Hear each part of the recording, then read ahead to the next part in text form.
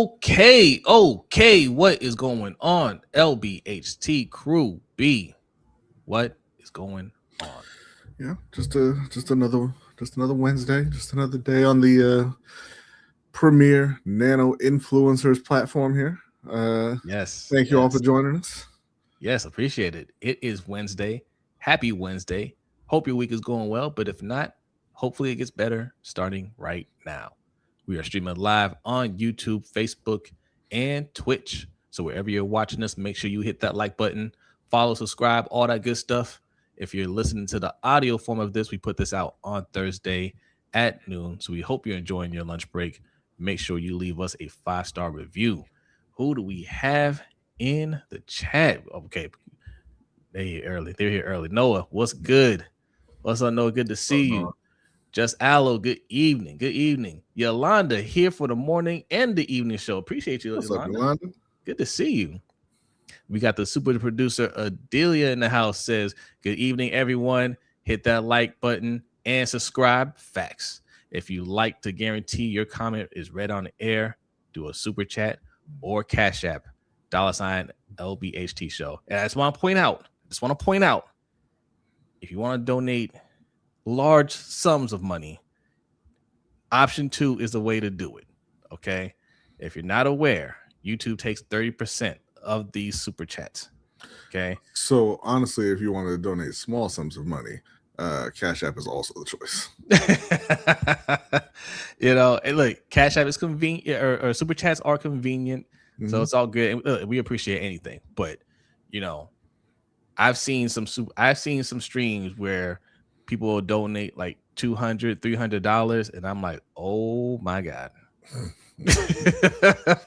They have no idea. You don't imagine you want to give somebody $300. You hand it to somebody, say, hey, give this person this money, and that person pockets $100. Not 100. It's Well, 90.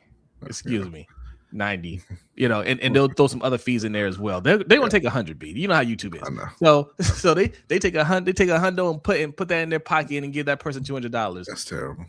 That's terrible. All right. Thievery. It's thievery. So just a heads up, just a little, for a little FYI. All right. But we appreciate it all the same. Oh, yes. In a newsletter, LBHTShow.com is how you sign up for the newsletter. We had a lot of people sign up for the Pick'em League, which is live now. I need to make y'all aware of this because I mentioned it yesterday. And I was still testing things out. I said, well, it's live. You could try to sign up. And people signed up. I didn't think they were going to sign up that quick. But some people were able to get in. Some people weren't able to get in. They had, some people got some error messages. I cleaned everything up. I need you guys to go on there and test it out. Go to LBHTShow.com. Click on the membership dashboard. Try to sign up for an account. The account's free. All right. But check that little box for the newsletter. Check the box. Okay. And then you'll be ready for the start of the season, the Pick'em League season. The first 75 users get a rare badge. We have a badge system on there. So you get a founding member badge, first 75 people. And it's going a lot faster than I thought. I think there's maybe like 30 more spots left for the founding members badge. So if you want a founding members badge, which is one of the rare badges that we're going to have, hurry up, go sign up, LBHTshow.com. All right. But let me know, sign up and let me know if you had any issues. There should be no more issues signing up. You should be able to do it smoothly. It takes 2 seconds and you'll have your account. All right.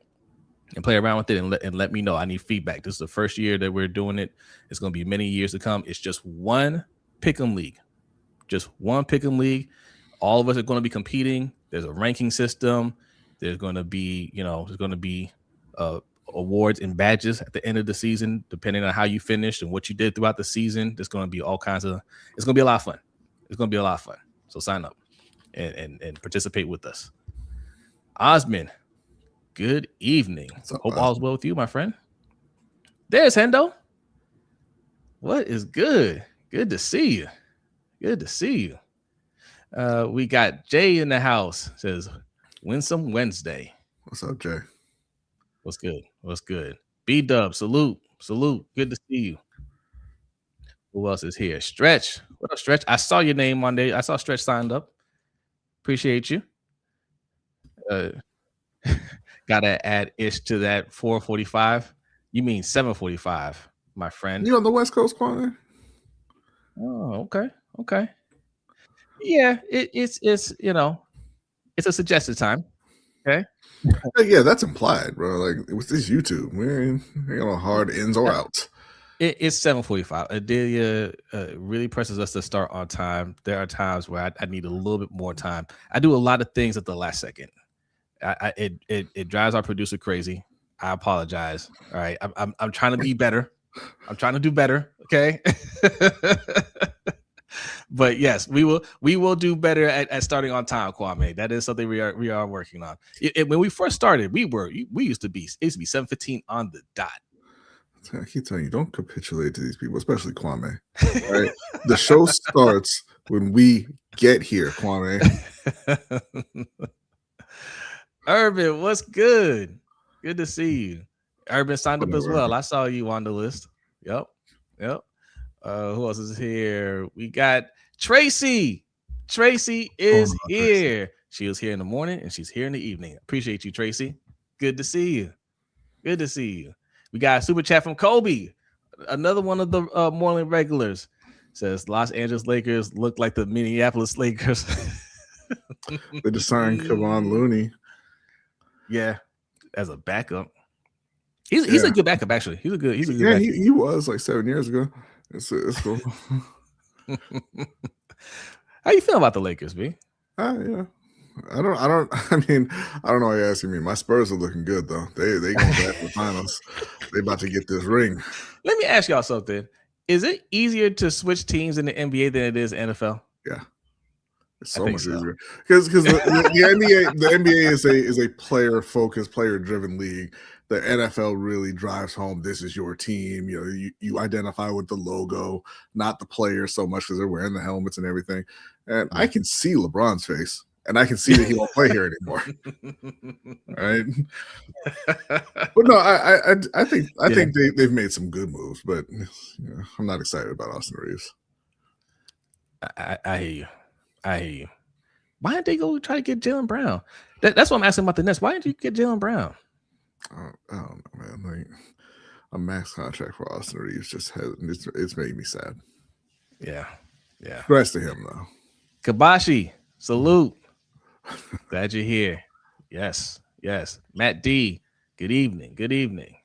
I think Matt signed up for account as well. A lot of y'all signed up. I was actually surprised how quickly y'all did that, but because it's we're in the middle of nothing. More World Cup, but football wise, we're in the middle of nothing going on. I didn't expect anybody. We're in the middle of the World Cup. Yeah, just ignorant American over there. Listen, we didn't invent the word soccer. I just want to point that out. I know. That's one of my favorite facts. Me too. Love that one. I believe you want to blame the people across the pond for that. Wade Drummond just signed up. # Dolomite Jackson. Thank you, Wayne. Salute. Thank you. Appreciate that. Man, y'all quick with it. All right. Okay, we're going to do things a little different here, even though there's not a whole lot going on NFL wise. You guys have seen the theme the last few weeks where we bring up some questions and whatnot, but we're going to start with some NBA stuff, just like we did with the NFL draft, the all-time NFL draft. Myself, B, Hendo, Ferris, y'all enjoyed that. We're doing one for the NBA. Okay, but we did one for the NBA, and we're going to do a blind reveal of the teams drafted. But we're going to have a little fun with it. We're doing that first, and then we're going to have a little bracket style tournament throughout the show. You're going to have team 1 versus team 2, and you let us know which one in the poll that you like the best, and then that team's going to go on to face the winner until they face the person of the bye week or whatever. Okay, and let's see who wins. All right, so we're going to go ahead and get this show started. But first, we like to start every show with a Black History fact, and B and Nicole have a Black History fact for you. In my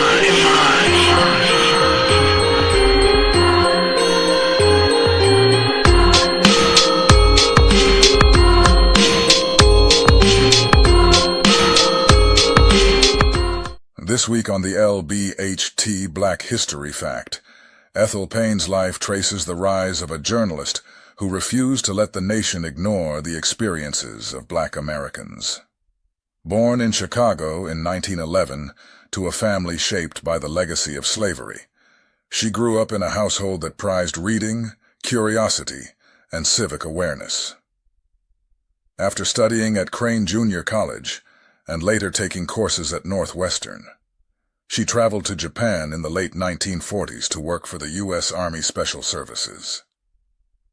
There, her private diary documenting discrimination against black soldiers drew the attention of the Chicago Defender, launching her into a career that would make her one of the most important reporters of the civil rights era.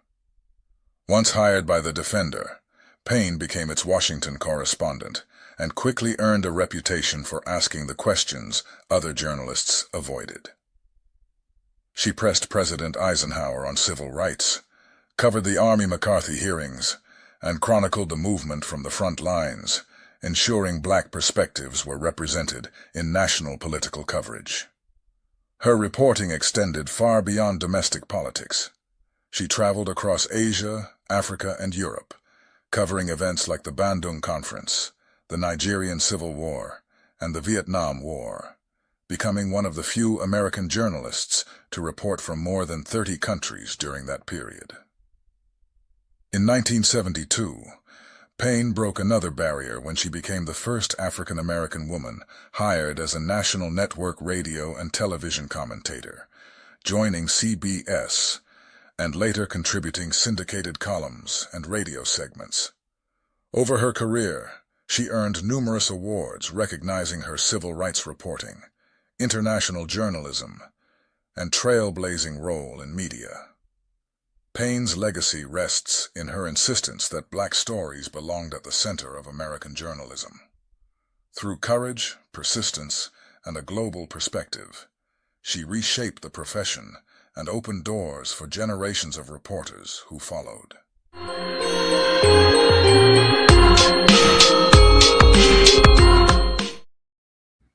Salute to the Black History Fact. All right. Oh, Eric is here. Eric, Eric was the first person to point out that there was an issue with the signups. Try signing up again, Eric. Everything is fixed. I'm pretty sure everything is fixed. So try signing up again. You should have no problem this time. You'll get in easy peasy. Okay. And thank you. And thank you for pointing it out. Thank you for trying to sign up. All right. Yeah. And you all need to really get on there very quickly. Like as they said, we have a badge system. There's 75 spots for the Founders Badge. You want to get the Founders Badge because ain't none of y'all getting that first place badge. Right. The trash talking has started in July. In July, right, my goodness. That's facts. All right. My picks are so much better when there isn't money on the line. So, yeah. A little trash talking, like I said, what I've learned through personal experience is people love those digital badges. Mm-hmm. Okay. Anytime you download these games or apps, even like Audible, I have Audible and I found out, I clicked the profile one day. I was like, oh, I got these badges. Yeah. But they didn't have the ones grayed out that you haven't earned yet. I'm like, I guess I better do some more reading. Yeah. Right. Because I want those badges. You know what I've been doing too recently? Duolingo. I do chess on there. And just recently they started showing, like, when you win a chess match, I guess they kind of have a little video clip of the ending of the game. Save them. People, right? You can't do this. You ain't never seen this. Yeah. So I took some time to make these badges appealing to y'all, because the early adapters of the site, the ones that signed up early, especially the ones that helped me test it before it went live, saw the basic generic ones that I had, and me and B were talking. We're like, that's not good enough. It's not good enough. So we revamped it real quick, which is what caused the error initially, because people signed up when I was still kind of loading the badges, and it wouldn't let people sign up. But now it works. Yeah. Now it works. So we're gonna have a lot of fun this season. Look, we've been working very hard behind the scenes on some things. This is just the beginning, but sign up. This is gonna be a lot of fun, and then we got some more in store for you. Imani, what's good? Good to see you. All right, we are going to start with the all-time NBA draft review. Myself, B, Hendo, Ferris, and Suge. We did, we like to do these for fun. If you could draft any player in any era, what would you, at the height of their powers, what would your team look like? How would you draft? And this is a very contentious type of topic that in basketball. We always argue about who was the better player over eras and who would do what. But if you could do the Secret Wars, the Marvel Secret Wars, and you could pull everybody from every timeline and do this draft and make them play each other, how would your team look? All right, so we attempt to answer that. Turns out my team would look pretty good. If you're wondering which team belongs to me, it's the one that you think is the best. Love the confidence. Okay. Again, just facts. So we're going to do a blind review. We're not going to tell you who picked who. This is going to be a lot harder than last time. Yeah. Somebody all they did last time was like, oh, there's a Panther. No. Not this time. Hey, Brock made it. Hey, good to see you. He's one of our morning regulars as well. Same as Imani. Man, we really appreciate y'all, man. Really appreciate y'all coming through. So yes, and before we start, this is important. Ladies and gentlemen, training camp tickets, Ravens training camp tickets, they go out tomorrow. You need to be locked in 9 o'clock, I believe, Hendo. Yeah. So get to your computers, set at like 8:55. And you probably want to get there before then. But the important thing is if you do get through, you do get tickets, go ahead and DM us and just hand those over. No, go and enjoy it. Tape. Well, you can take pictures. You got to do it in between, whistles and whatnot. They'll let you take pictures. I don't know. Like it's a whole new staff over there. We'll see what they how they run. Good point. Good point. Yeah. Because the last one, they like to point fingers and kick people out. Yeah. All right. Okay. So we're gonna do this blind reveal, and then we're going to do a bracket style tournament throughout the show, and y'all let us know live on air who you think the best team is. Okay. Yeah. So and when we do the bracket style or the tournament, it's going to be like team 1 versus team 2. Then the winner goes on to team 3. The winner goes on to team 4, like that, right? And then, so once the team is eliminated, that's it. There's no second chance. Okay. Let's do it. All right, B. All right. First up, we've got team 1. You see right here, the point guard, Oscar Robertson, amazing player. One of the only players to ever average a triple-double for a season. You got Kobe at shooting guard. Nobody's to say anything about Kobe. You all know about Kobe and what Kobe did. Yeah. Kevin Garnett, Kevin Durant at the forward spots is a pretty formidable combo. Right? I mean, you got a couple of Kevin's not 7 feet, or Durant's not 7 feet, but you got big men who can score from anywhere on the court. Kevin Garnett at his prime was an elite defender as well. Kevin Durant, one of the best scorers to ever play the game, and then an absolute monster at center in Moses Malone. Coming off the bench, you got Allen Iverson, 2-time MVP Shai Gilgeous-Alexander, 1-time, I believe, MVP, and I think 1-time or 2-time Defensive Player of the Year, Giannis Antetokounmpo. Yeah.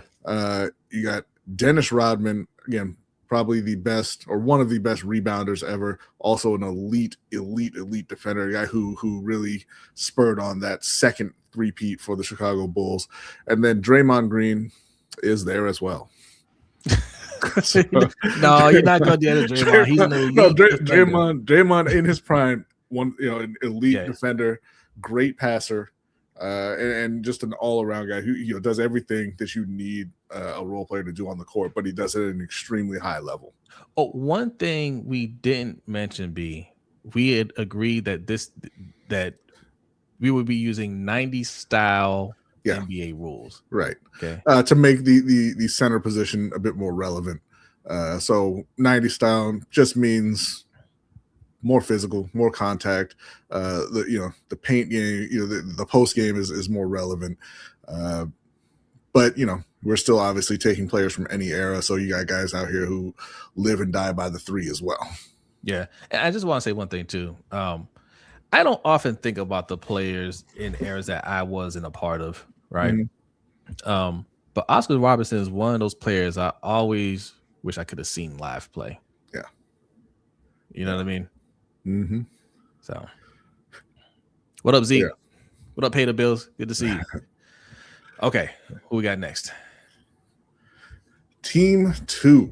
All right, right off the bat, I know you see a Michael Jordan, a lot of people's GOAT, greatest. You can stop right there. Michael Jordan, I mean, once you get Michael Jordan on your team, you can't lose. Apparently true.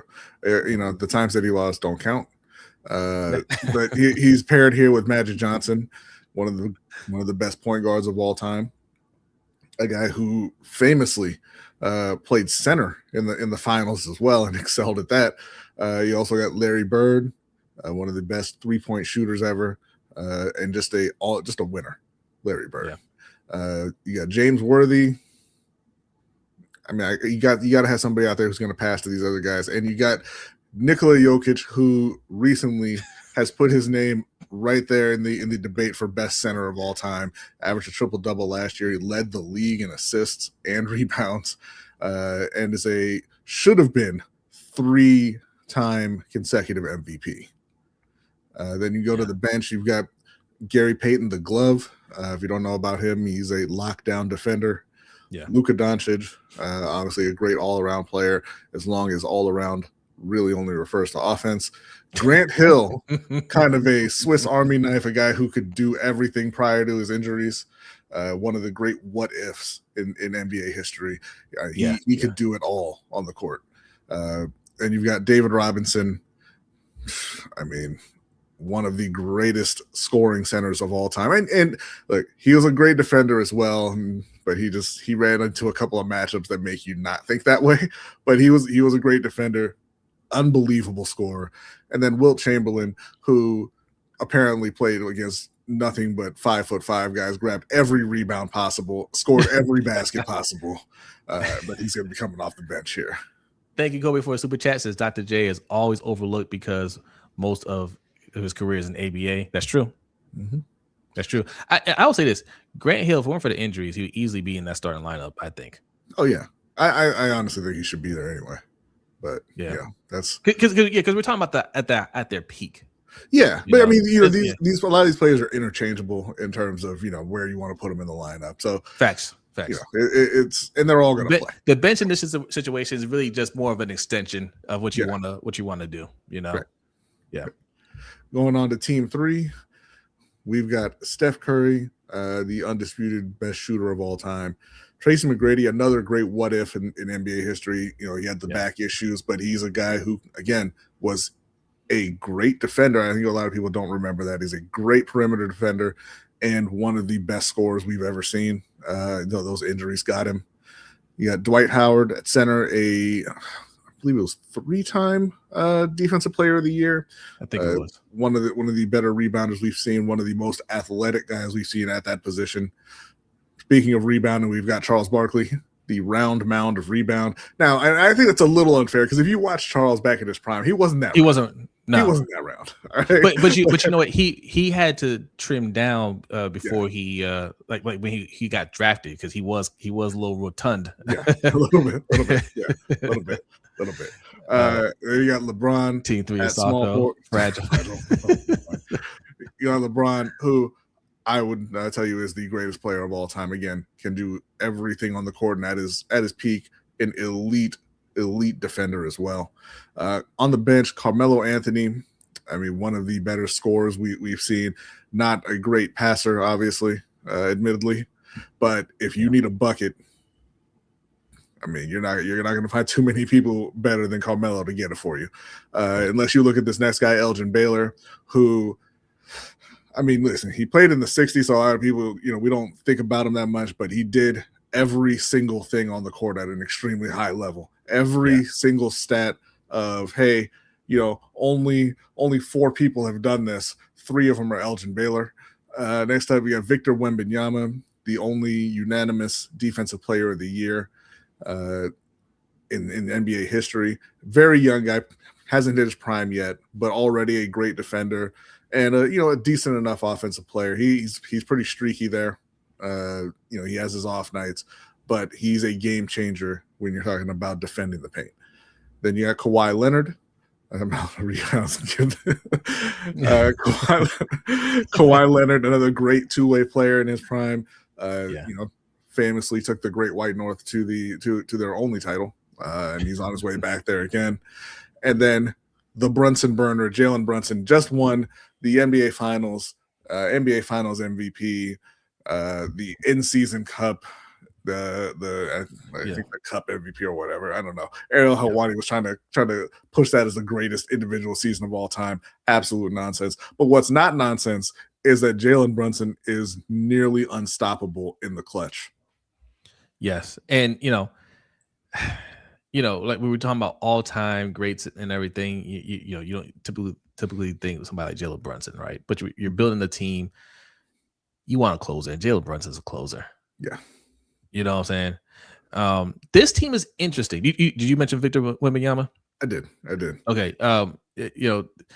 I see the comments in there. Oh, it's soft. Especially playing 90s style. But this is an excellent combination here of toughness and skill, right? But yes, Victor Wembanyama.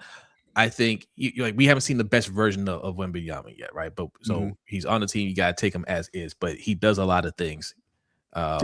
Right now, but Dwight Howard at his peak, that's a problem. Charles Barkley at his peak, that's a problem. I mean, we ain't got to say nothing about LeBron James. Kawhi Leonard at on his non-low management days, problem. Okay, like when you talk about physicality and defense and things like that, Elgin Baylor, of course. Wait, is Jalen Brunson better than Luka all of a sudden? No, he's not a better player than Luka, and Luka's one of the best playoff performers of all time. But I mean, you have to give Jalen the credit. Like, he just won the title.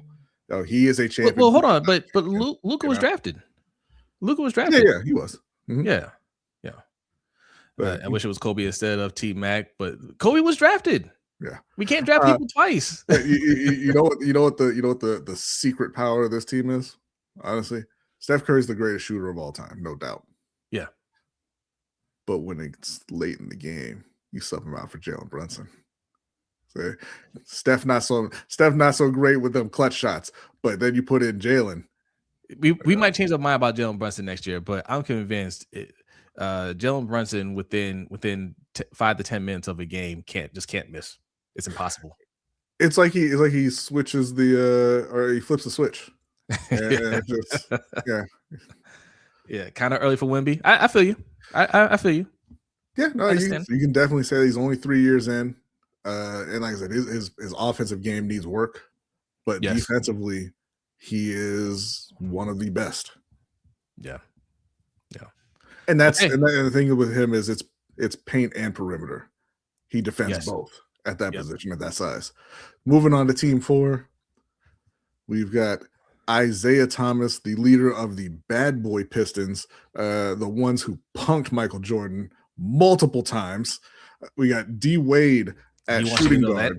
D Wade at shooting guard, the guy that LeBron had to go run into to get his ring. We got Scottie Pippen, who, I mean, listen, Michael Jordan ain't never won a damn thing without Scottie next to him. Elite defender, great offensive player, led that Bulls team to the second round of the playoffs when Jordan went crying home. We got Tim Duncan, the best power forward of all time, 5-time champion. Again, elite defender, elite offensive player, elite trash talker in his own way. And then we've got Shaquille O'Neal, the self-proclaimed most dominant ever, but it holds up. If you watch him play, there's not many people in the history of the league who could do anything at all with Shaq defensively. Coming off the bench, you got Kyrie Irving, who, when Kyrie is right, an absolute flamethrower on offense. Right? Yes. Reggie Miller, one of the most clutch 3-point shooters of all time. As if I recall correctly, he until very recently, until last month, he was in fact the owner of Madison Square Garden. Clyde Drexler, probably the second best shooting guard of the 90s era. I think he was overshadowed obviously by Michael Jordan, but played on some great Trailblazers teams, took them to the finals, and eventually won a ring with the Rockets. Dirk Nowitzki had one of the greatest playoff runs we'll ever see. When he led Dallas over Miami and LeBron and Wade in that finals, he was flawless through every round. And then Bill Russell, the only winner in the history of basketball, won 11 titles, I believe, in 13 years. One of the greatest defensive players of all time, multiple-time MVP, and his number retired league-wide for a reason. Yeah. Now, moving on to Team 5. This is the last team here. We've got John Stockton at point guard. When you think point guard, you think John Stockton. If you're of a certain age, pick and roll to everybody to death for a decade and a half. Ray Allen, he was kind of the Steph Curry before Steph Curry, one of the greatest shooters ever, but he could also, he could score from anywhere on the court. He was an all-around great as well. Kareem Abdul-Jabbar, another guy that I think he kind of gets overlooked a little bit just because of the time period he played in. But, just an absolute monster at that center position, unstoppable skyhook, and was a great, great player for a very, very long time. Excuse me. You got Julius Erving. Who didn't they make the dunk illegal in college because of Kareem? I believe I don't know if they did it because of him, but it was illegal when he was playing. Those are the most ridiculous highlights. By the way, you see guys go up for the dunk and they're like, and just drop it. I hate it. Dr. J, Julius Erving, who you go back and watch his highlights right now, he still does things that you used to see that current players can't do. It was because of him. Thank you, Endo. Yeah, thank you. And then we got Hakeem Olajuwon. That's insane. Who listen. If you don't know about Hakeem the Dream, you need to go back and watch some of his highlights. Absolutely embarrassed Shaq in the young Shaq in Orlando days, finals when Orlando with Shaq and Penny got there. He embarrassed David Robinson because David Robinson stole his MVP or his scoring award. So Hakeem Olajuwon is probably, you can really make an argument he's the best to ever do it at the center position, and now you're moving him to power forward next to one of the other greatest centers of all time. So a really formidable front line. Like you're talking about dominant performance from college. When he was at Houston, he played in Houston, didn't he? He played in Houston. Yeah, and then he went to the Rockets. That's crazy. He stayed in Houston his whole basketball life. and the only guy to win a title during that Bulls run. The Houston Rockets won back-to-back with Hakeem Olajuwon carrying them to those rings. Yeah. Coming off the bench, another elite point guard, Jason Kidd. Not the best shooter until late in his career, but one of the best passers we've ever seen as well. Thanks. Klay Thompson, elite two-way player.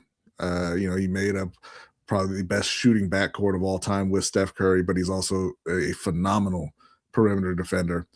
Dominique Wilkins is the human highlight reel. You don't really need to say much other than that. You get the ball in his hands and something special is going to happen. Right? Dominique, with any other kind of help, would have had a ring, at least one ring. Yeah.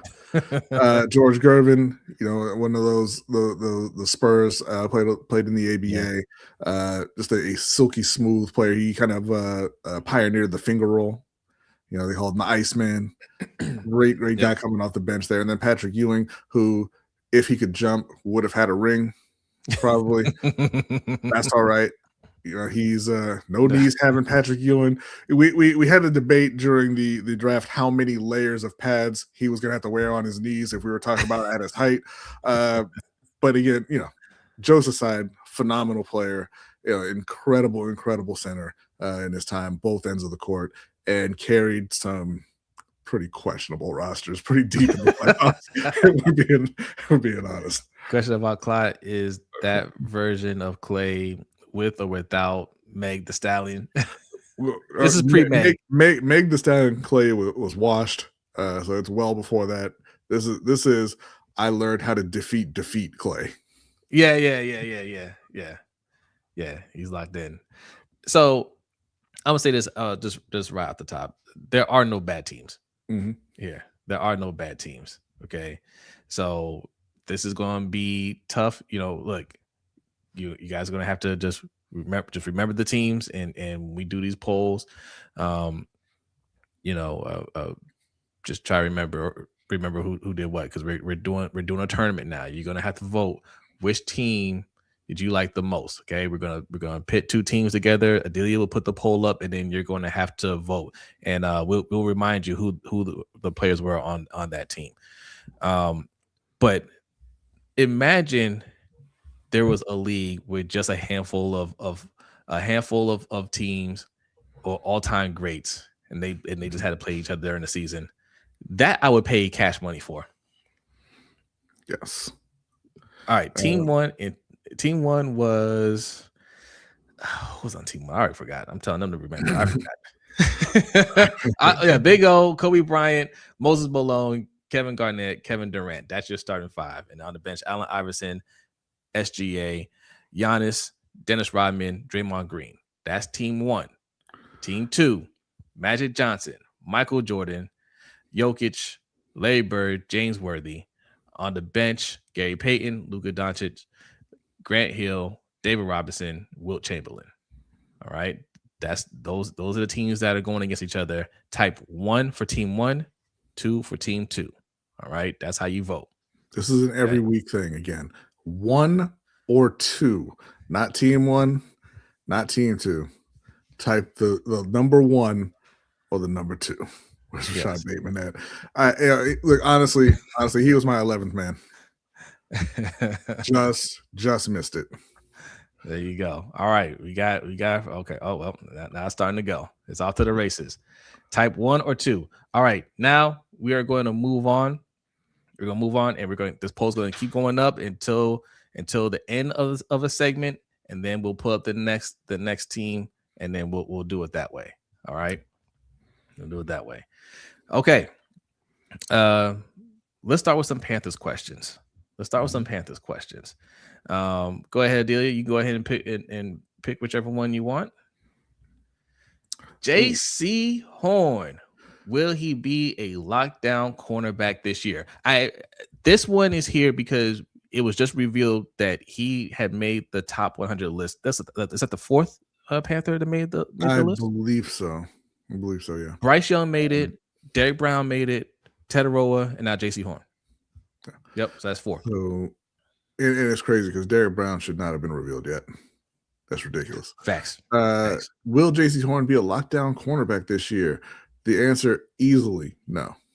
He's not a lockdown corner. He's a very skilled player, but a couple things. There's a couple reasons I say no. One, he has lapses, like we saw against the Saints. Where he gives up big plays. We saw it a little bit against Miami as well.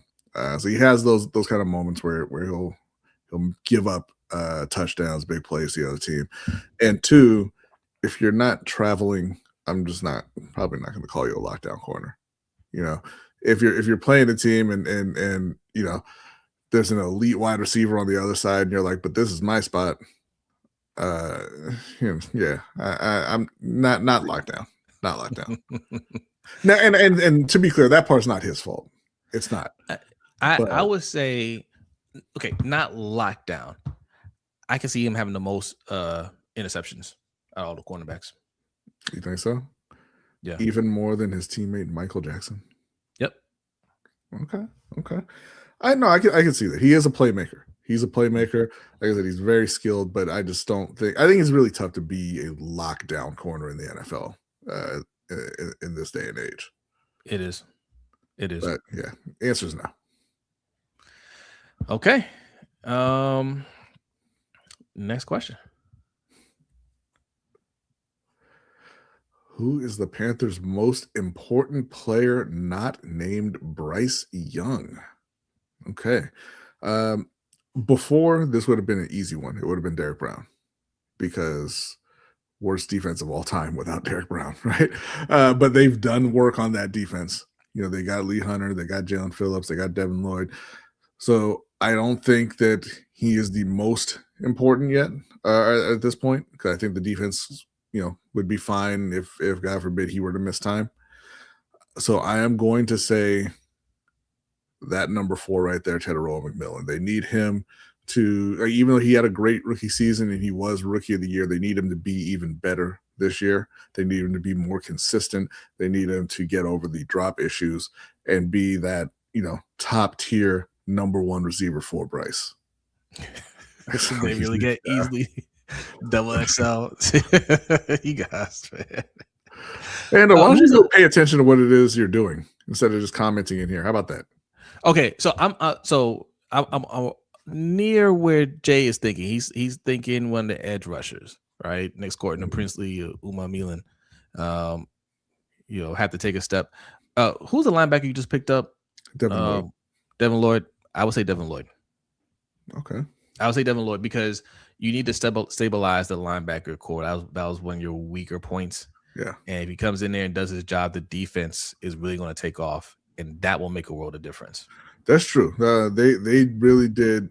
They plucked him out of free agency and threw him into the void. So if he's able to like I said, kind of stabilize the middle of the field there and make some plays, that would be huge for Carolina. Facts. All right.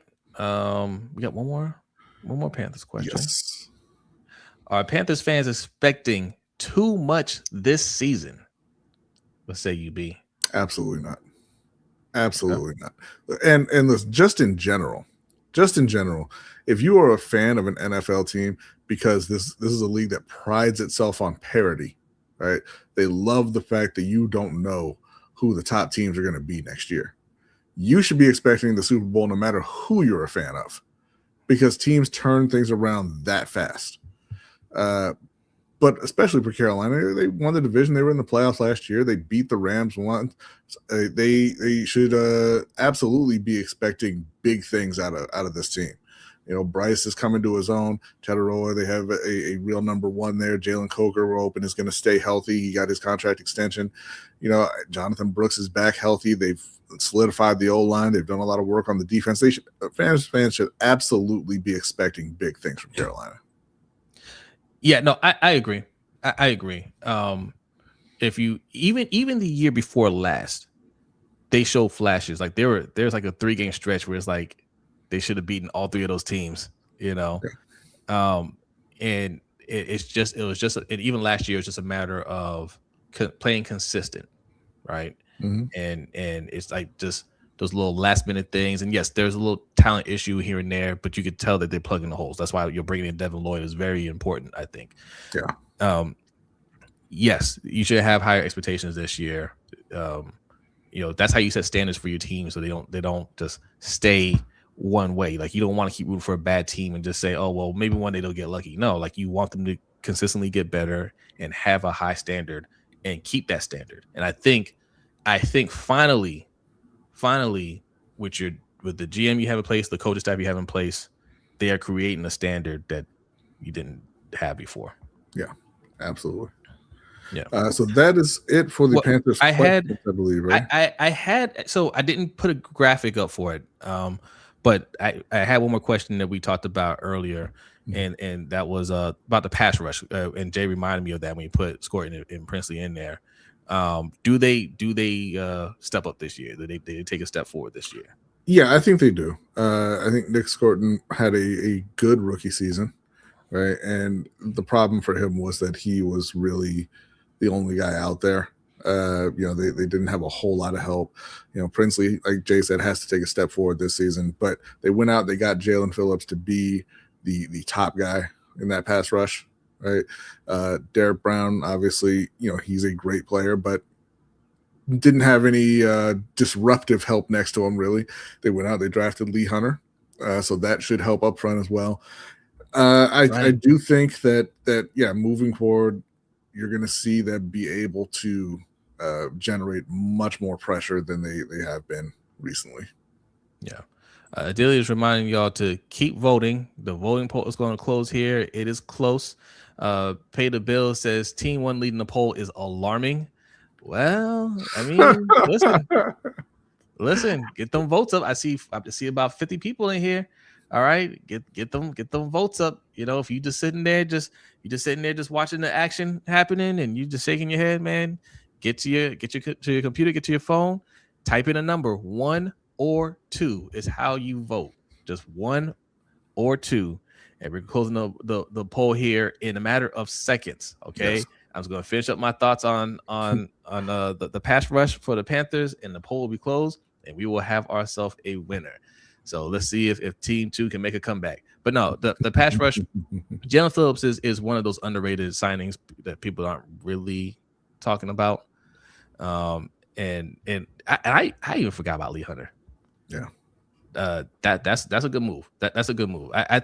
Everything's gonna be better this year, and I think Evero, your defensive coordinator, has done a good job with what he's been working with. But now that you add more talent, you're going to see the final product. You're going to see Evero at his height and what he can really do with competent players everywhere. So I do expect a lot from this defense this year. Yeah, so. Absolutely. And I believe that is it. We're going to go ahead and close the poll on round 1. Team win with what some people would call the upset. Oh, it was close. Big boy came in there and tried to save it. So just to recap, Team 1 was who? Team 1 had Oscar Robertson, I believe Kobe, Moses Malone, Kevin Garnett, Kevin Durant, Allen Iverson, SGA, Giannis, Draymond, and Dennis Rodman. That's the team that's going to be moving forward. Team 2 has been eliminated. And who's Team 2? Team 2, Magic Johnson. Michael Jordan out in round 1. Michael, Magic, and Larry, and Jokic, all gone in round 1. I'm going to agree. That is alarming. Wow. So this team is out. I just want to remind this audience, when we talk about the GOAT, you voted your GOAT out in round 1. Round uno. Okay. Now the team 1, that Oscar Robertson, Kobe, Garnett, Duncan, Moses Malone, they're going to be moving on now in this next poll to face Team 3. Don't forget Giannis, SGA on the bench there, Draymond and Dennis Rodman. Team 3, Steph Curry, Tracy McGrady, Dwight Howard, LeBron James, Charles Barkley, Carmelo, Elgin Baylor, Wemby, Jalen Brunson, and Kawhi Leonard. So that's Team 2 going up against Team 3 in the next Team 1. Team 1. Team 1. I'm sorry. Team 1 going up against Team 3 here in the next poll.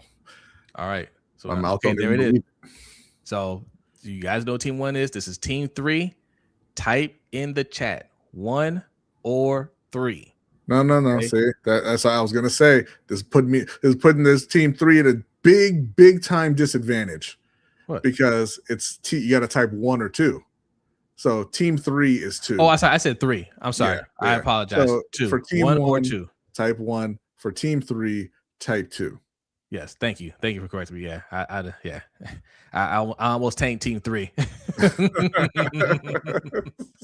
Yes, type 1 or 2. 1 or 2. Okay. And here, Team 3 is on the screen right now. Adelia, if you want to go back to Team 1 one more time, just give them a quick look at who is on the roster for Team 1. That's Oscar Robertson, Kobe, Moses Malone, Kevin Garnett, Kevin Durant, Allen Iverson, SGA, Giannis, Dennis Rodman, Draymond Green.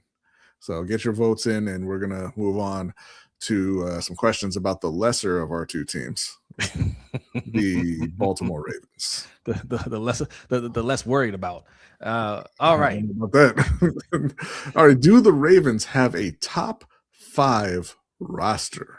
Now, the reason why we're asking this question is we saw an article on ESPN where they have like the top rosters in the league, and the Ravens were ranked 4th, I believe. Okay. And I'm like, man, I don't know how y'all feel about that. I don't know how you feel about that. Like, I know every fan base is hypercritical of what they have, but we saw in real time what the team looked like without Lamar Jackson out there, and I just don't know how you can call this a top 5 roster. I just don't. I like it's crazy, right? Because we have Super Bowl aspirations, high expectations, and I mean the guys that you see out there are excellent players. We said it this morning. We expect greatness from Lamar Jackson. We expect Lamar Jackson to be a superstar this year. We expect Derrick Henry to be a superstar. We expect Zay Flowers to be a superstar, right? But outside of that, man, like O-line, you say, hey, what about O-line? Oh, they'll figure it out. There's another question that we're going to ask.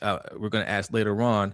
We're talking about superstardom, on the defensive side, and it's just like, I don't know, right?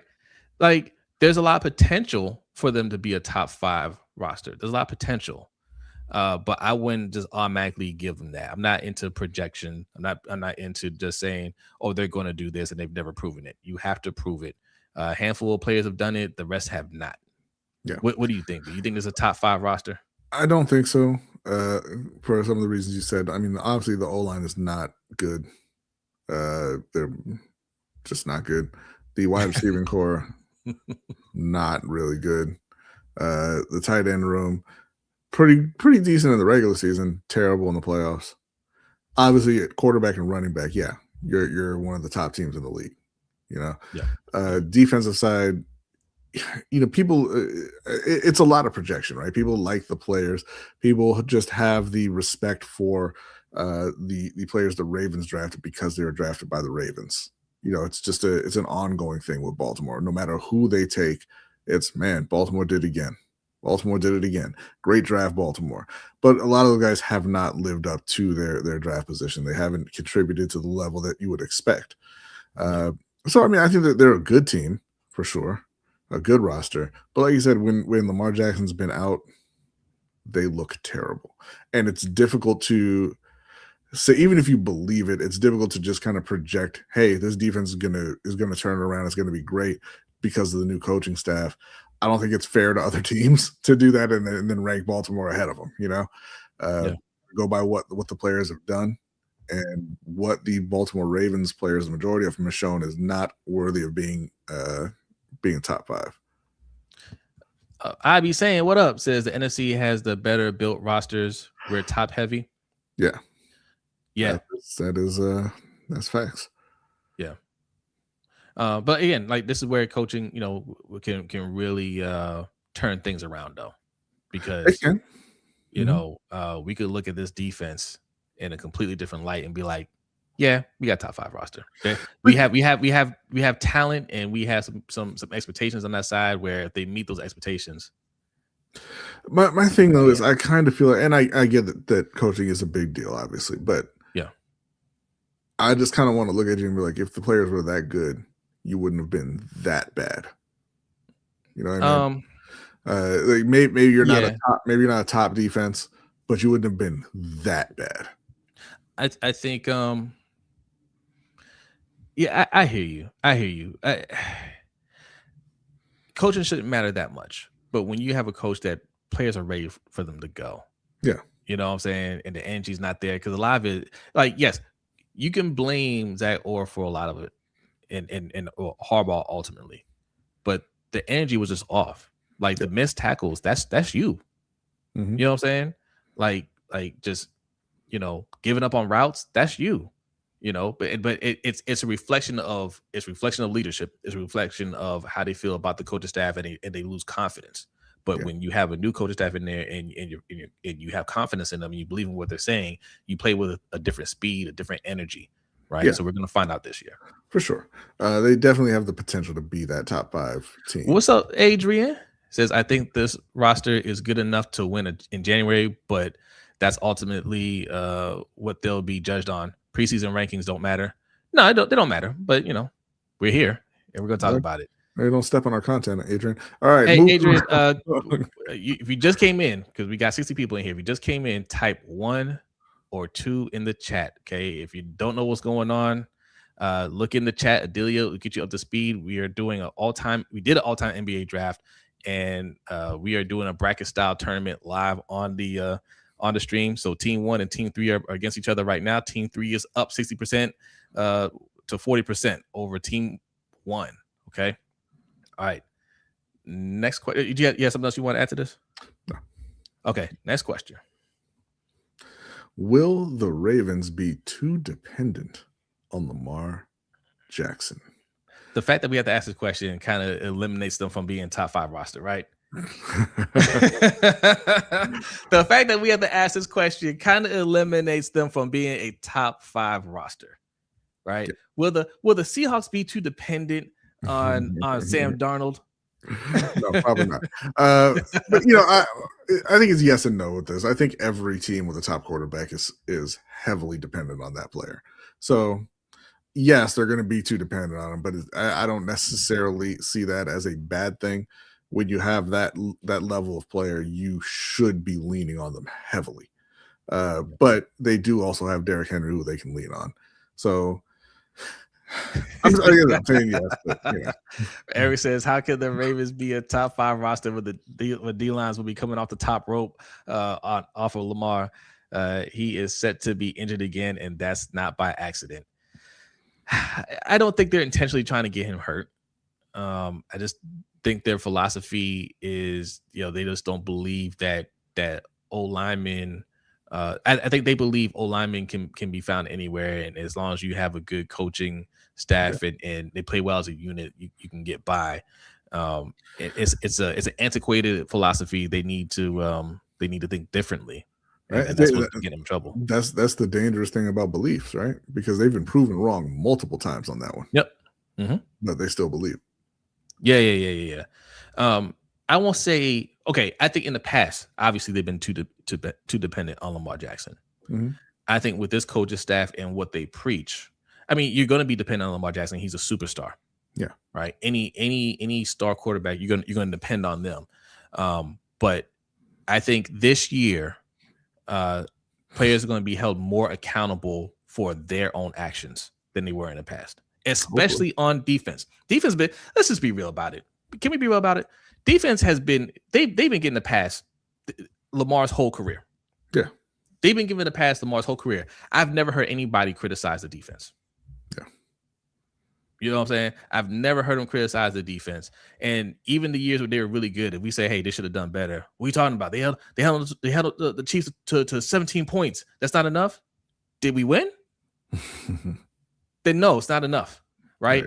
Like they everybody gets a pass. But even last year, as horrible as they played, it was Zach Orr's fault, playing Zach Orr. But I'll tell you what, this coaching staff ain't going for it. Yeah. Listen, we talk about Jesse Minter and his scheme and how well he did in LA. Anthony Weaver ain't going for it. You're not going to go out there and tackle lazy and think you're going to keep your spot on the field. That ain't happening. Everybody's going to be held accountable on this team. Declan Door, you see, Declan Door is watching how you line up in the huddle. Okay? Everybody's going to be held accountable. So, yes, they're going to be dependent on Lamar, but not too dependent on Lamar. Yeah. Defense doesn't get turnovers. The pass catchers are unproven outside of Zay. Yeah. Mm-hmm. Yep. But it's still going to be accountable because the number 2 been in the league longer than him. All right. Moving on to the next question. Do the Ravens have to pay Zay Flowers now? No. They had to pay him last year. Right. They need to pay him yesterday. Yes, you absolutely have to pay him. The number's only going to go up. I don't even understand why people question this anymore. Like, we know how the business of football works. We know how it works. If he's willing to deal with you now, which he shouldn't be, I'll wait until the salary cap goes up and my money goes up. But if him and his agent say, yeah, we'll strike a deal now, do it. If he says, I want Jackson Smith and Jigba money right now, do it. don't even think twice about it, because what's going to happen is you know what's going to happen next year. You're gonna get Amon-Ra St. Brown gets a Jackson Smith and Jigba deal, right? He's gonna get that kind of money, and then Zay Flowers like, now I need $5 million on top of that. Yeah, well, that's honestly, you see that picture right there. Zay, he always looks so happy, man. I love Zay. But that smile, that's the smile of a man who knows that every day they don't meet his number, he's getting richer. So yes, the answer, the best times to pay Zay Flowers were last year, last month, yesterday, and now today. Adrian says no. Ravens can pay him in the offseason. You know how much more money you have to pay him then as opposed to now? Yeah, he's getting more than 4 for 120. Yeah, that should be. That's if they sign him today. He's getting more than that. Yeah. Yeah. Facts. Shelly, what's good? Says that's what irritates me. Minter saw firsthand what a bad O-line did to Justin Herbert, the Chargers last season. You'd think fixing the offensive line would be one of the organization's top priorities. Now, I don't think Minter. Well, I know Minter doesn't have nearly the pull that John Harbaugh has or has had. So I'm sure he had influence. That I'm sure that played a big part into why we drafted Wenger. But you know, all the offseason moves, he can't. He's not going to be able to override EDC on every move, right? He's not going to be able to be like, no, you can't bring in John Simpson. Right. Like, you got to pay Linderbaum. Don't bring in John Simpson. Like, you know, like he's not going to win all the battles. I'm sure. He was very vocal about keeping Linderbaum because like they tried. They did try to. It wasn't like they didn't try to keep Linderbaum. They did. I'm willing to bet that he was like, hey man, listen, we need to address all. We need to get a guard. We got to get a guard. We got to get a good starting guard.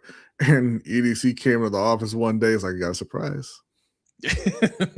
John Simpson coming home, and he was like, I said a starting guard. He's like, no, trust me, he's been here before. You're gonna love him.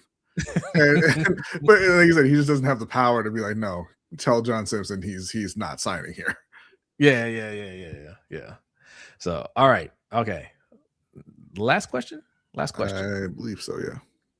All right. Now this is from this. This is a continuation from this morning. All right, because I put this up here towards the end of the morning show, and I promise we will revisit it later. Is Nate Wiggins the next? And is the NFL's next superstar corner? Okay, that's what I got this morning. I got a lot of crickets. A lot of people are like, why is he got to be a superstar? Why is he got to be a superstar? Why can't he just be good? Why can't he just be a star? I'm sorry. Do we not have $800 million in cap on the defensive side of the football? Mm-hmm. Is nobody expected to step up? Now, you heard me earlier say it, and nobody disagreed in the chat. I said, we expect Lamar Jackson to be a superstar. I said, we expect 40-year-old Derrick Henry to be a superstar. He ain't 40. I'm just exaggerating. But we expect Derrick Henry to be a superstar, right? Mm-hmm. We don't expect him to run for. If Derrick Henry ran for 1,000 yards and 5 touchdowns, we would say what happened, right? We expect 1,700 yards, 15 touchdowns, right? We expect that. We expect Zay Flowers. We talking about how much Zay Flowers is going to get paid. He better play like a superstar. That's expected. Right? Yeah. For a $120 million contract, we expect him to be a superstar. You expect him to be a superstar, especially when you took him over the likes of Xavier Legette, who went with the next pick. All right, like you could have had him, but you got this guy instead. So, what expectations do you have? Yeah, I'm just saying. Like Trey Henderson got a $100 million contract. Are we expecting him to be a superstar? I haven't heard anybody say superstar. Right? Are we? I mean, Roquan, we don't expect it. We don't get me wrong. We expect these guys to be good, really good. But on defense, outside of Kyle Hamilton, I don't think anybody has that expectation. I think we should have that expectation for Wiggins, right?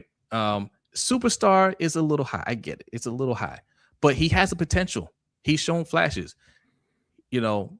He's not as physical, but he tries to be physical. He doesn't have the frame for it, right? But I love the attitude. I love the attitude. I love the way he plays. I think Jesse Minter can put him in a better position to be more of a cover corner. I think that's more of his thing, right? I think there's potential there. I think he's a good corner. I think he's going to be a very good starting corner. I don't think he's going to be a superstar. Okay. And you know, to your point also, Kyle Hamilton doesn't even actually have those expectations. He has those expectations in kind of in name only. Like when he doesn't perform, Ravens fans are like, best safety in the league. So he doesn't actually have those expectations. But Nate, I think, is going to be a good to very good corner for a long time for Baltimore, but he's not going to be a league-wide superstar. Okay.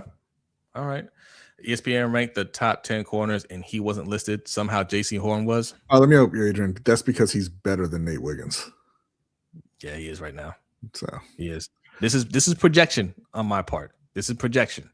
Nate Wiggins has not been the better corner thus far, but I think this year he will be. I think so. But he's got to prove it. That is all right. It.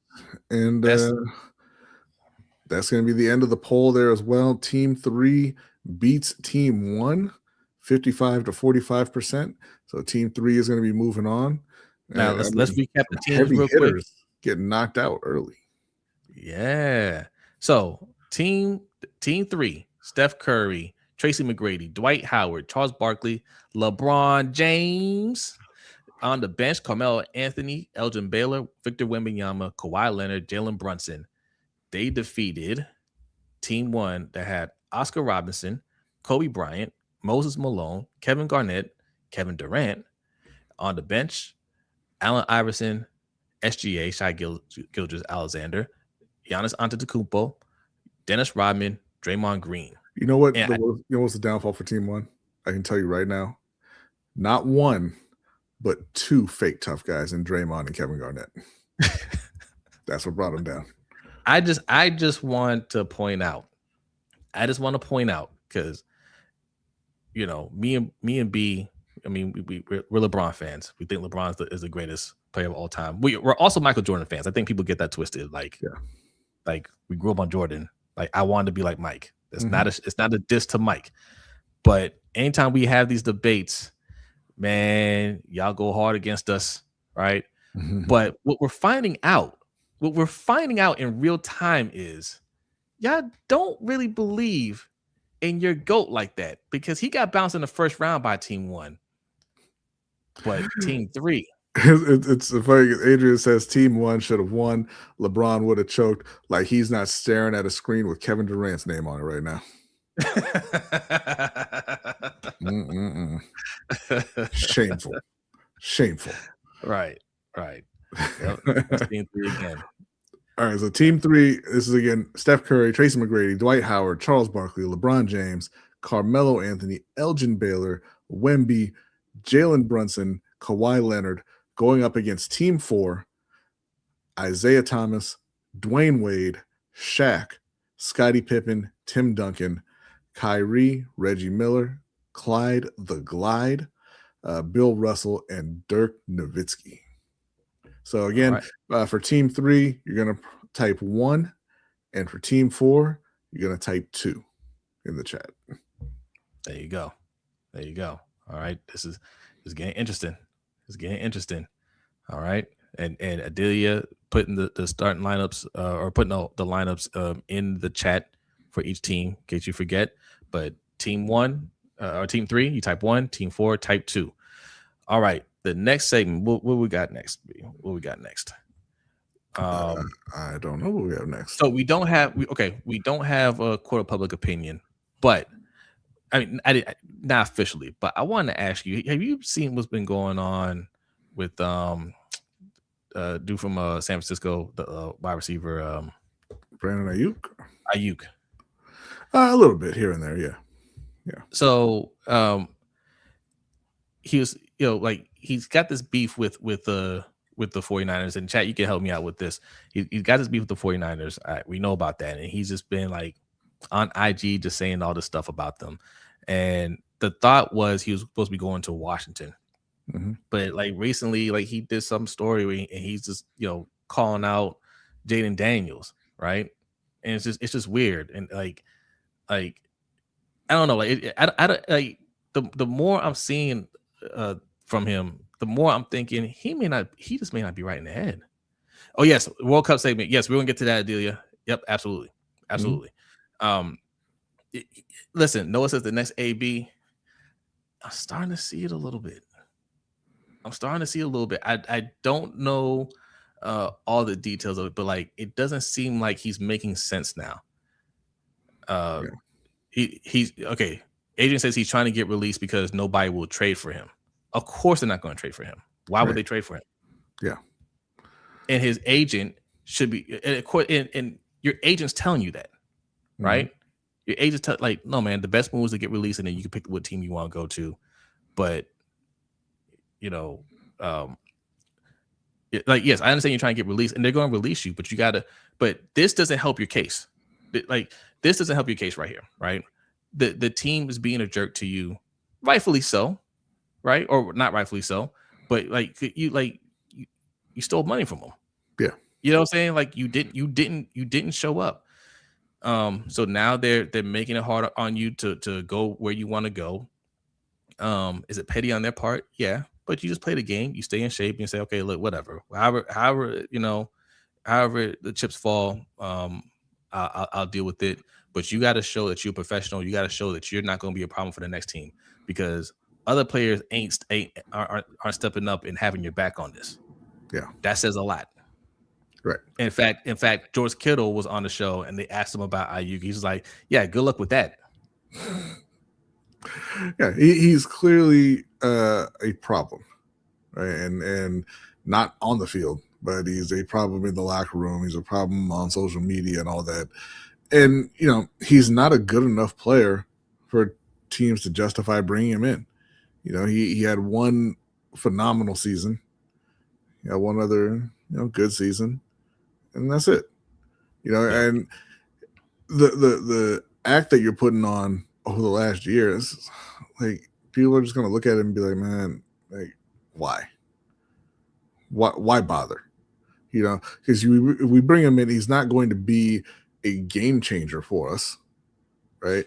He very well may be a culture changer, though, in a negative way. So you look at him. You got Stephon Diggs, you got Tyreek Hill, you got Deebo Samuel. He's last on that list. Absolutely. And by a wide margin. And I don't even think Deebo can play anymore. As much as we talk about Stephon Diggs and his antics off the field, and you saw, everybody watched his trial and everything, just the craziness with that. He produces, right? And you haven't really heard anybody say anything negative about him in the locker room. Like, for as far as I could tell, he's a professional, right? Yes, he may not be a good person off the field. Yes, he might get, you may not agree with his lifestyle, but he shows up to work and he produces. And that's what matters at the end of the day. Now, Aiyuk is an excellent wide receiver when he's on, but we haven't seen him play. And like the things that he's doing now, they're not on the field, but they're in regards to his team, to a point where even his teammates are like, man, whatever. And we've seen that. Like I've seen some of these Niners YouTubers talk about it, and they talk about how like he just does these little things, and him and Shanahan weren't getting along. He got kicked out of a practice one time, just like little goofball things where it's just like, why are you being an ass? Right. You know what I mean? So he's not endearing himself to other teams. And listen, man, no matter how talented you are in the NFL, you could be gone just like that. Yeah, you will be gone just like that. Like you're not some sort of game-wrecking receiver who teams can't do without. Yeah, you're Brandon Aiyuk. Right now, it is a blowout. Team 4 is destroying Team 3. Okay, just so you guys know, Team 4. Well, it's in the chat who's there, but are there any takers for Team 3? So you know what happened? This is my fault. I influenced this because I pointed out that you voted for the true GOAT, LeBron James, over your king, Michael Jordan, and now everybody is soured. soured on LeBron James. No love for LeBron in the chat. Okay, nobody will step up for Team 3. Type 1. Don't be scared. Okay. But just looking at Brandon Aiyuk's numbers over his career, right? He's played 4 seasons, essentially 4.5. He's had 2,000-yard seasons, 1,015 yards with 8 touchdowns, and then the season that everybody remembers, 1,342 with 7 touchdowns, right? Which is a very good season. But you're not any kind of dominant player, you know. Like, it wasn't a dominant season. It wasn't like, oh man, this is a season that nobody will ever forget. You know, you weren't the offensive player of the year. Like, you weren't out there scoring at will. Yeah, it was a very good season. It was a very good season. Yeah. His other seasons are 748 and 826. And then his last year before he got hurt, 374 yards in 7 games with no touchdowns. Like, if that's the last impression that people have of you. Right, it's not even your best season. That season where you went 7 games, 374 yards, no touchdowns is the last time we saw you. And now what we're seeing is this nonsense. I don't want you. Nope, no thanks. For what? I'll pass. Damn sure not trading anything for you. No, you know, absolutely not. So. And I do think the 49ers are pretty petty for not just releasing him. You know, you're not getting anything. You're just trying to screw him now at this point. Agent says 1,300 yards in San Francisco is impressive because he might have been the 4th option behind Kittle, CMC, and Debo. Not at that time. He was option number 1. I mean, look, he had 105 targets. So I mean, it's crazy efficient. You know, it was a great season. But like, he wasn't the 4th option. And again, the problem for him is he's never done that before, and obviously hasn't done it since. Yeah. So yeah. But, you can't act all right. You know who could act like that? Randy Moss could act like that because he could raise his hand at the line of scrimmage and score 60 yards down the field. He could do that. Yes. I want my wide receivers to be divas, right? Yeah. But you also have to show up. Right. I want you to want the ball. I want you to demand the ball. I want you to have an attitude when you're not getting the ball thrown your way because you know you can do something with the ball. But when the ball's thrown your way, you better catch it. The diva has to be proportionate to the talent. Yes. So if you're Randy Moss, if you're Terrell Owens, you can be as big a diva as you want. Yeah. Even Randy got traded. Facts. If you're Brandon Aiyuk, you better turn it down. Yeah, Adrian. Yeah, Randy got traded, but Aiyuk ain't getting traded. Right. That's the thing. He got traded. Right. Yeah. So, you know. Yeah. Okay, are we locking it in? This is a blowout. All right, Team 4 destroys Team 3. Okay, and we'll review it. So we're getting down to the finals right now. All right. This is Isaiah Thomas, Dwayne Wade, Shaquille O'Neal, Tim Duncan, Scottie Pippen in the starting lineup, with the bench of Kyrie Irving, Reggie Miller, Clyde Drexler, Bill Russell, and Dirk Nowitzki. Topping Team 3 with Steph Curry, Tracy McGrady, Dwight Howard, LeBron, Charles Barkley, Carmelo, Elgin Baylor, Wemby, Brunson, and Kawhi Leonard. So that Team 4 with Shaq, Tim Duncan, Scottie, Isaiah, Wade, they're going to be moving on to face Team 5. This is the last team in the draft. John Stockton, Ray Allen, Hakeem, Kareem, Dr. J, and then off the bench, Jason Kidd, Klay Thompson, Dominique Wilkins, Pat Ewing, and George Gervin. So again, you're going to be typing 1 in the chat for Team 4. That's with the Shaq, Tim, and company. And for Team 5 that you see on the screen right now, you're going to be typing 2. Let me tell you something, man. Hakeem and Kareem, that's dangerous. Yeah. That's dangerous right there. I like that. You know. All right. Look, 1 or 2 in the chat. Let's go. This is the final matchup. Okay, now the action is there. It's going. It's going. All right. All right. Adelia, let's do some World Cup talk, and yes, we'll let them vote. How you doing? I'm doing good, guys. Today was our first day with no World Cup in 27 days. We've had 27 straight days of matches. I've thoroughly enjoyed the break. Yeah. But let me interrupt you real quick, Adelia. I'm sorry. We did get a Cash App from Tracy saying just showing love to my guys. Thank you very much. Oh, Tracy, hold on, Tracy. You get one of these.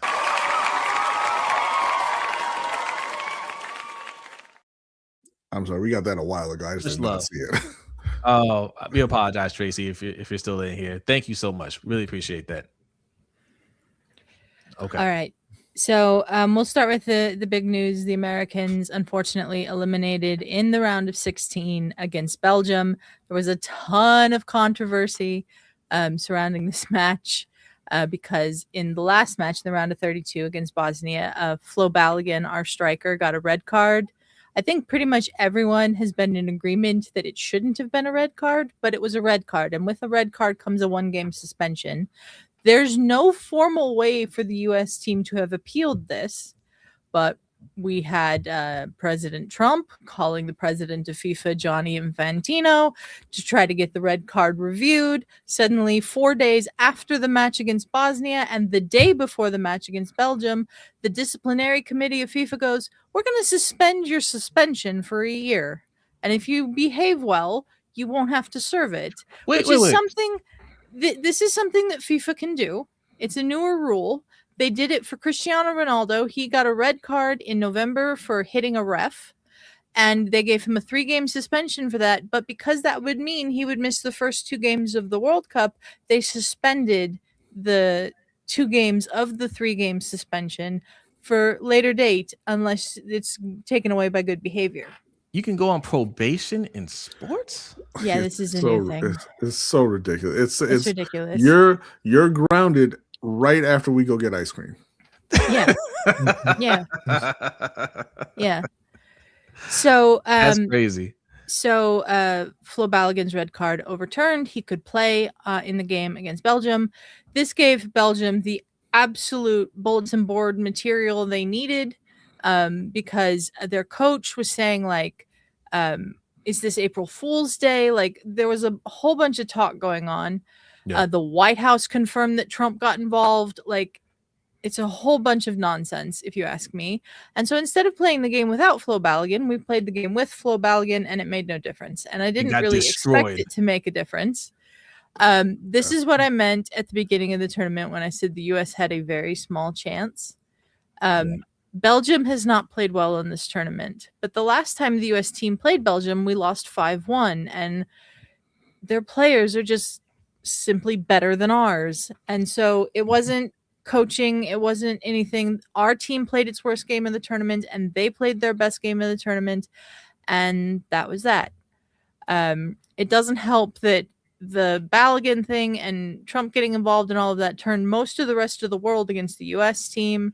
Nobody wanted to see us progress. And when they beat us 4-1 in that game, the Belgian team's Twitter account posted photos of a couple of players saying, overturn this, and the hashtag USA Bell for Belgium. I want to say this. I just want to say this. It's absolutely Donald Trump's fault. It is. It's absolutely, like, listen, first of all, anything he touches just goes to crap. It's proven over decades and decades. We have documentation of this from before we were born. Okay, that's just what happens, right? The Knicks, we're gonna have a perfect sweep in the playoff championship run. Donald Trump shows up, they lose, right? Mm-hmm. So I mean, like we weren't gonna win the game, but at least if Balogun was out, that would have given us some cover. You know what I'm saying? That would have given us some cover, and we could say, "Oh, it's because Balogun didn't play." But Donald Trump, had to go in and get that overturned and make it a point that I did that, and then we get stomped out, and it just goes to show us we suck again, right? Yeah. I still think that this tournament was a complete success for where the U.S. team's level is at. They made it to the round of 16, which is something that hadn't happened in a while. We hadn't won a knockout round game in a while. We wanted to get to the quarterfinals, something we hadn't done since 2002, and it just didn't happen. I don't think we should look at this as a failure from U.S. soccer, because this is the best they've played in a World Cup in a really long time. So I hope they take that out of this instead of, oh, the 4-1 loss and we sucked, which is all I've seen anybody take out of this in the media, which is why you really shouldn't listen to the media all that much. Yeah, and my problem with it was you're absolutely right that this team is better than it's been in a long time, right? But it's not France, it's not Argentina, it's not Spain, it's not a top tier team. Exactly. But once they won a couple games, it was, man, we might be the best. We might win the whole thing, and it's just like, no, you're gonna play somebody good and you're gonna get beat. And then all the overblown talk is gonna make it look so much worse than it is. Yes. I blame a lot of this on the Fox coverage, which for days since the Bosnia game, when we found out we were playing Belgium, was like, oh, we can beat Belgium. I think we're going to beat Belgium. All the former players talking about how we were going to beat Belgium and everything. And I'll give a shout out to Carly Lloyd, which I don't like doing because I don't like her very much. But she was the one saying, even if they lose this game, it was still a success. She was the one bringing up they still could lose this game. But the coverage just made everybody think we were going to win. And Belgium's a top 10 side in the world. The U.S. is not a good matchup with Belgium, with the way the Belgian team is currently put together. So U.S. is out. All the host countries ended up losing in the round of 16. Canada lost. Mexico lost a crazy game at the Azteca against England. Jude Bellingham scored twice in 98 seconds to put England 2-0 up.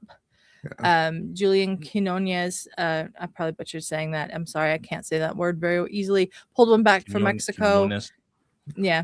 Then Harry Kane got a penalty to make it 3-1. Then Gerald Kwanzaa got sent off. There was a whole bunch of fighting and stuff at the end of the game. England ended up winning. And somehow Jordan Henderson, a player who did not play in the game for England, was an unused substitute, got a yellow card and got an injury that took him out of the rest of the World Cup when he hopped over an advertising boarding, lost his balance, and he landed on his wrist, which shattered. A clue there as to why he did not play. I do want to say that the Harry Kane penalty should not have been a penalty. I agree. And I say that even if they had severed his leg, because if it happens to Harry Kane, it's not a bad thing.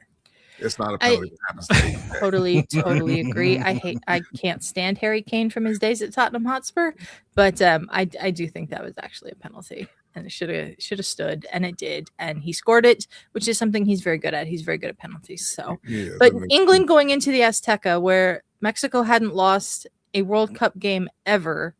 And they had like a 22-game home unbeaten streak that stretched years. Yeah. And England having not played in that stadium since the Hand of God goal game against Argentina. It was the last time the World Cup was in Mexico. And they just went in there and won. That game was delayed by an hour because of weather. There was all kinds of stuff going on around that game. But England won that one.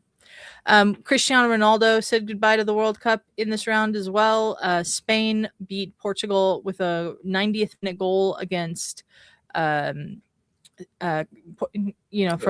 Mikel Merino against Portugal. Cristiano said before that this was his final World Cup. So that was his last World Cup game. He's 41 years old. He'd be 46 at the next World Cup. He hasn't said he's officially retiring from international football. So he might play till the next Euros, but he's not going to play all the way until the next World Cup when he'd be 46. We also had another international retirement from a very well-known player, Neymar. He announced his international retirement after Norway beat Brazil. And that was a surprise to some people, but Brazil have not looked very good in this tournament. Norway have looked very strong. They beat them 2-1 behind a double from Erling Haaland. Erling Haaland tied right now in the race for the Golden Boot, which is the top scorer in the tournament. This is arguably Norway's biggest international team moment in decades. They hadn't qualified for the World Cup since 1998. So they're here, and now they're in the quarterfinals. So it'll be a good matchup between Norway and England in the quarterfinals on Saturday, I believe that one is. I thought that I was surprised that Norway won. I thought the ancestors would carry Brazil through. It turns out the ancestors did show up, but it was the Vikings. Neymar probably should have retired after the last one. Yeah. Neymar did come on and score a very last minute, last kick of the game penalty to score his final goal for Brazil in the stadium where he scored his first goal for Brazil. So it's kind of a full circle moment. But Brazil's out, and a lot of people are surprised about that. Then we had Egypt go 2-0 up on Argentina, and it looked like it was going to be the biggest upset of the defending champions, and then it just all fell apart for Egypt. Argentina comes back to win 3-2 without it even going to extra time. Egypt was 2-0 up with 10 minutes to go, if not more. There was a ton of controversy about all of this. The referee, Francois Letexier of France, seemed to be favoring Argentina, giving fouls to Argentina for things he wasn't giving fouls to Egypt for. Egypt has reportedly filed a complaint about him and questioned the refereeing from FIFA. There was a Egyptian goal that was called back for a foul that occurred all the way on the other side of the pitch, which I don't think I've ever seen before. In the Argentina attacking zone was the foul. Egypt goes all the way down, scores this great goal, and then they call it back because it was a foul. It was barely a foul at best. I've never seen that before. So that was a pretty crazy match. Probably Mo Salah will be back for one more World Cup if Egypt qualifies, but it could be Mo Salah's final World Cup moment if they don't qualify for the next World Cup. And then Switzerland and Colombia played one of the most boring games I've ever watched in my life. 0-0 all the way through extra time, went to penalties, and the Swiss were better on penalties than the Colombians, so Switzerland is through to meet Argentina. I don't think that'll be much of a test for Argentina. I could see if Switzerland has a really good defensive day that they could get them into extra time and maybe all the way to penalties, but I think Argentina probably wins that one. France versus Morocco is the game tomorrow. That one, I think, is the game of the quarterfinals. That one should be really, really good. I don't know who's going to win that one. They're both in good form. Spain versus Belgium is happening on Friday. And then on Saturday, we have the other two quarterfinals, Norway and England, and Argentina and Switzerland. Morocco is now the first African team to reach back-to-back World Cup quarterfinals after knocking out Canada. And it's going to be 3 days of matches, then another day off, maybe 2 days off before the semifinals. Who's favored to win the England-Norway game? Probably England. Probably England, just from the history of everything. But I would not be surprised at all if Norway wins that game. Yeah. Rooting for Norway. And I think still Spain's going to win the entire thing, but I'm rooting for Norway and Holland at this point. Yeah. I think that Norway is probably the team that a lot of people are gravitating towards now that we're at this stage of the tournament. Let me just pull up the draw really quick so I can give you a preview of this, what will be the semifinals. The winner of France and Morocco will play the winner of Spain and Belgium in the first semifinal, and then the winner of Norway and England will play the winner of Argentina and Switzerland in the second semifinal. I'd really love to watch that Holland and Messi matchup if both Norway and Argentina can win. The semifinals are next week on the 14th and the 15th. And then on the 18th, we have the third place game, which is a thing they do in the World Cup. So the two losers of the semifinals will play one more game and determine who gets the third place. I don't think anybody cares, but this is something FIFA does. And then the final is next Sunday, July 19th. And we'll see who wins the World Cup. It's been a crazy World Cup so far. Crazy. Yeah. All right. That's it. And okay. Hope they stop cheating for Argentina, man. I would really like it if they don't get another referee that favors Argentina as much as this guy did in the game against Egypt. Yeah. And of course, you can find all the watch-alongs on Good Friends Better Rival All right, Adelia has been holding it down over there. Suge, Ferris, the whole crew over there. Appreciate everybody that goes over there and hangs out with them. All right. Yeah, really appreciated everybody. Yeah. And make sure you're over there and you subscribe and show them some love. All right, Adelia, thank you so much as always for breaking this down for us. You're welcome, guys. All right. And that's the poll. Yeah, that's going to bring it to a close. Team 5 with what I would call a stunning upset over Team 4, 60% to 40%. Team 5, John Stockton, Ray Allen, Hakeem and Kareem, Dr. J, and that's great. That's all the starting lineups are great. I think there are no bad teams. Yeah, I think the bench is where this one falls behind. Jason Kidd, Klay Thompson, Wilkins, Ewing, and George Gervin. But the people have spoken, and this is the greatest all-time team in our NBA all-time draft. There you go. Congratulations. Not going to tell you whose it was, though. Are we going to reveal it? Or are we going to make? Nope. We're not going to reveal it. This will be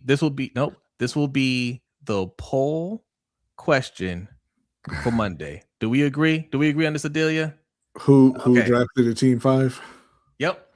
Okay. Yep.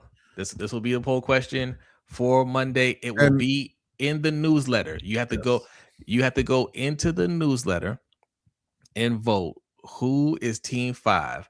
Jose, Brodny, us, Suge, Hendo, Ferris all took part in the NBA all-time draft. So who do you think drafted Team 5? Will be the poll question for the week. So sign up for the newsletter. If you haven't signed up for the newsletter, LBHTShow.com. Go over there, sign up. There's 2 ways you can sign up. You can go down to the bottom and type your email in, or the better way, sign up for an account. Okay, because that'll get you access to our Pick'em League, which is live. The Pick'em League is live. Sign up for a free account. I'm not sure how many people are there. The first 75 get a member coin, a digital coin. Or badge, I should say coin. Yes. The founding members badge.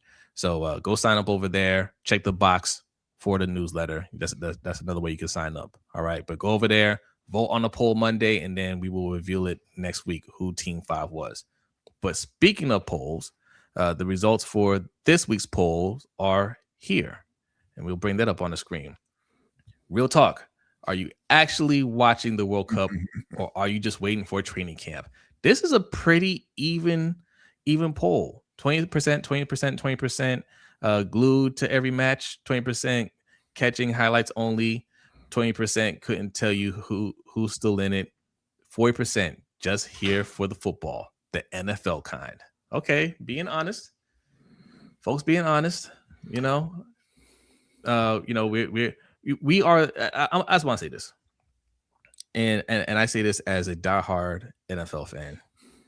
We are the lamest country in the world. We really are. We really, really are. We are. You know why we're the lamest country? We think we're so cool. We think we're so cool. We think we're the best at everything. And the most dominant sport in the world by far, the most popular sport, the sport that brings the entire world together, except us. And we're like, man, when's training camp start? We'd rather watch training camp. Everybody's gonna be up early waiting to get some practice tickets, but we won't get up to watch Erling Haaland. We won't get up to watch Kylian Mbappe. You know we're the lamest country in the world, because why do we invent a new sport and call it football? You don't use your feet at all in that. Yeah. Well, listen, you could thank England partly for that, because the term soccer comes from England, not the United States. We did not invent that. So any snob that tries to say, "Oh, you guys still call it soccer," we didn't invent the word. Don't look at us. We don't. When we say we don't care about the sport, we don't care about the sport at all. We don't even care to name it. Somebody came over here one day and said soccer. Like, all right, it was soccer, whatever.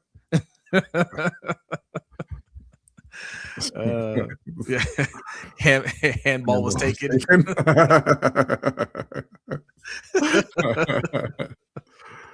Yeah. All right. Is that submitted questions? We got submitted questions. Let's take a look here. Pulling up the submitted questions now. I'll read a couple of comments while you do that. Emma, what's going on? Says, was checking today, then realized there were no games. Yeah. Mm-hmm. Yeah. Yep. Tomorrow was a great game. Like Adelia was saying, you got France and Morocco.